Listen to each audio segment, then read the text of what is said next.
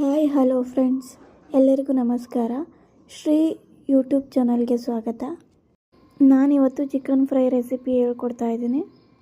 ಡಿಫ್ರೆಂಟಾಗಿ, ಸಿಂಪಲ್ಲಾಗಿ ತುಂಬ ಚೆನ್ನಾಗಿರುತ್ತೆ. ಬನ್ನಿ ಇದಕ್ಕೆ ಬೇಕಾಗಿರೋ ಇಂಗ್ರೀಡಿಯೆಂಟ್ ನೋಡೋಣ.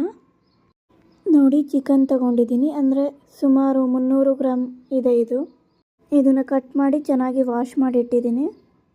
ಒಂದು ಅರ್ಧ ಟೇಬಲ್ ಸ್ಪೂನ್ ಅರಿಶಿಣ, 1 ಟೇಬಲ್ ಸ್ಪೂನ್ ಧನಿಯಾ ಪೌಡರ್, 1.5 ಟೇಬಲ್ ಸ್ಪೂನ್ ಖಾರ ಪುಡಿ, ಒಂದು ಅರ್ಧ table spoon garam masala, 1 table spoon ಶುಂಠಿ ಬೆಳ್ಳುಳ್ಳಿ ಪೇಸ್ಟ್, 3 ಹಸಿಮೆಣಸಿನ್ಕಾಯಿ ಉದ್ದು ಕಟ್ ಮಾಡಿದ್ದೀನಿ, ಒಂದು ದೊಡ್ಡ ಸೈಜ್ ಈರುಳ್ಳಿ ಮೀಡಿಯಮ್ ಕಟ್ ಮಾಡಿ ಇಟ್ಕೊಂಡಿದ್ದೀನಿ, 2 ಮೀಡಿಯಮ್ ಸೈಜ್ ಟೊಮೊಟೊನ ಚಿಕ್ಕದಾಗಿ ಕಟ್ ಮಾಡಿ ಇಟ್ಕೊಂಡಿದ್ದೀನಿ, ಕೊತ್ತಂಬರಿ ಸ್ವಲ್ಪ, ಮತ್ತು ಎಣ್ಣೆ 3 ಇಂದ 4 ಟೇಬಲ್ ಸ್ಪೂನ್, ರುಚಿಗೆ ತಕ್ಕಷ್ಟು ಉಪ್ಪು.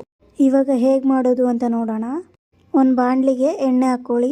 ತುಂಬ ಸಿಂಪಲ್ಲು, ಬೇಗನೆ ಆಗೋಗುತ್ತೆ. ತುಂಬ ಜನ ಚಿಕನ್ ತಂದರೆ ಜಾಸ್ತಿ ಫ್ರೈಯೇ ಮಾಡೋದು. ಈ ಥರ ಮಾಡಿದ್ರೆ ತುಂಬ ಚೆನ್ನಾಗಿರುತ್ತೆ. ಎಣ್ಣೆ ಚೆನ್ನಾಗಿ ಕಾದ್ಮೇಲೆ ಈರುಳ್ಳಿ ಹಾಕ್ಕೊಳ್ಳಿ.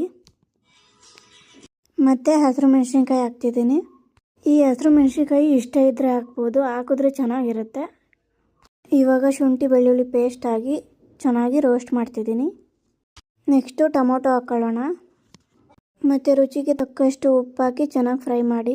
ಟೊಮೊಟೊನ ಚಿಕ್ಕದಾಗಿ ಕಟ್ ಮಾಡಾಕಿ ಚೆನ್ನಾಗಿರುತ್ತೆ. ಟೊಮೊಟೊ ಒಂದು ಅರ್ಧ ಭಾಗ ಬೆಂದಿದ ತಕ್ಷಣ ಸ್ಪೈಸಸ್ ಹಾಕ್ತಾಯಿದ್ದೀನಿ. ಅರಿಶಿಣ ಪುಡಿ, ಧನಿಯಾ ಪುಡಿ, ಸ್ವಲ್ಪ ಗರಂ ಮಸಾಲ ಬದಲು ಚಿಕನ್ ಮಸಾಲನೂ ಹಾಕೋಬೋದು. ಚಿಲ್ಲಿ ಪೌಡರ್ ಹಾಕಿ ಚೆನ್ನಾಗಿ ಮಿಕ್ಸ್ ಮಾಡ್ತಾಯಿದ್ದೀನಿ. ಎಲ್ಲ ಫ್ರೈ ಮಾಡಿ ಆದಮೇಲೆ ಚಿಕನ್ ಹಾಕ್ಕೊಳ್ಳೋಣ.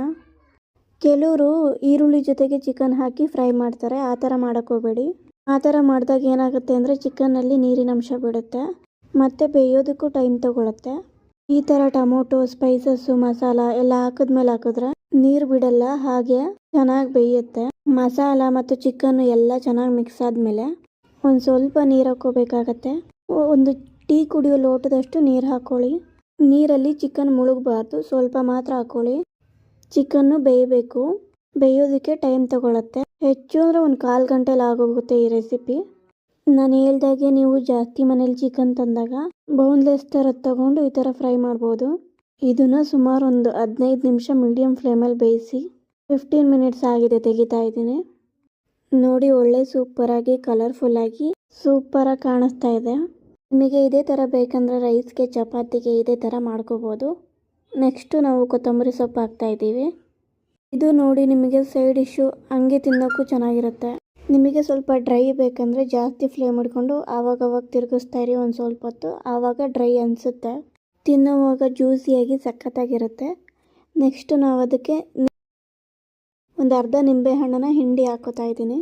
ಇದಕ್ಕೆ ಪುದೀನ ಸೊಪ್ಪು ಹಾಕಬಾರ್ದು, ಚೆನ್ನಾಗಿರಲ್ಲ.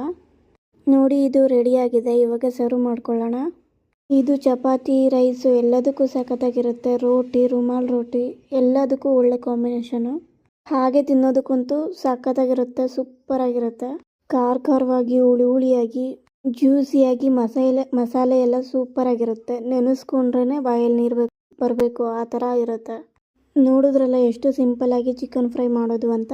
ನೀವು ಈ ರೆಸಿಪಿನ ಟ್ರೈ ಮಾಡಿ ಹೇಗಿದೆ ಅಂತ ಕಮೆಂಟ್ ಮಾಡಿ. ಇಷ್ಟ ಆದರೆ ಲೈಕ್ ಮಾಡಿ, ನಿಮ್ಮ ಫ್ಯಾಮಿಲಿ ಫ್ರೆಂಡ್ಸ್ಗೆ ಶೇರ್ ಮಾಡಿ. Thank you so much.